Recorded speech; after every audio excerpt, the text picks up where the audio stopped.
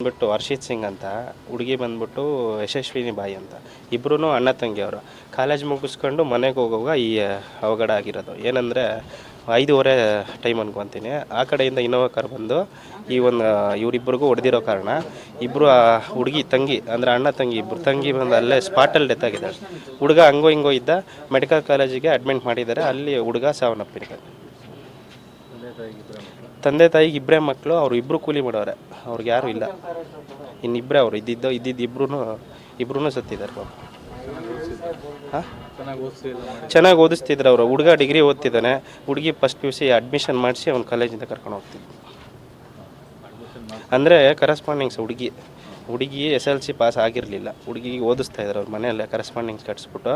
ಇವನು ಹುಡುಗಿನ ಕೋಚಿಂಗ್ ಕೊಟ್ಕೊಂಡು ಇವನು ಹುಡುಗಿನ ಕರ್ಕೊಂಡು ಈಗ ಮನೆಗೆ ಹೊರಟಿದ್ದು 5:30 ನೆನ್ನೆ ಸಾಯಂಕಾಲ. ಆ ಟೈಮಲ್ಲಿ ಈ ಅವಘಡ ಆಗಿರೋದು. ತಪ್ಪು ಅಂದ್ಬಿಟ್ಟು ಅಂತ ಹೇಳಿದ್ರೆ ದೊಡ್ಡ ಗಾಡಿದೇ ತಪ್ಪು ಬರುತ್ತೆ. ಹೆಂಗೆ ಅಂದರೆ, ಈಗ ಆ ಕಡೆಯಿಂದ ಬಂದು ಹೊಡಿರೋದು, ಇವರು ಪಾಡಿಗೆ ಇವ್ರು ಹೋಗ್ತಿದ್ದಾರೆ. ಇವ್ರು ಲೆಫ್ಟ್ ಸೈಡಲ್ಲಿ ಊರಿಗೆ ಹೋಗ್ಬೇಕಂದ್ರೆ, ಇವರು ಕೋಲಾರ ಕಡೆಯಿಂದ ಶ್ರೀನಿವಾಸಪುರಕ್ಕೆ ಹೋದರೆ ಇವ್ರು ಲೆಫ್ಟ್ ಸೈಡಲ್ಲಿ ಹೋಗ್ತಿದ್ದಾರೆ. ಆ ಇನೋವಾ ಗಾಡಿ ಬಂದಿರೋದು ರೈಟ್ ಸೈಡಲ್ಲಿ.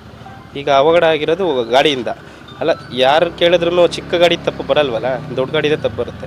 ಆ ಗಾಡಿಯಲ್ಲಿ ಜಡಿ ಬೀಳ್ತಾ ಇದೆ. ಯಾರು ಒಂದು ಓವರ್ ಸ್ಪೀಡಾಗಿ ಹೋಗೋಕ್ಕೆ ಚಾನ್ಸೇ ಇಲ್ಲ.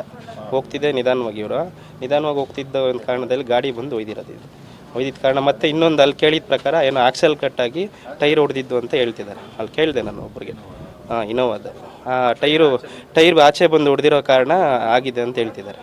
ಮತ್ತು ಅವ್ರದ್ದು ತಪ್ಪಿದೆ ಅಂತೇಳಿ ಒಬ್ಬರು ಅಲ್ಲಿರೋರು ಹೇಳ್ತಿದ್ದಾರೆ, ಸ್ಥಳೀಯರು ಇರೋರು.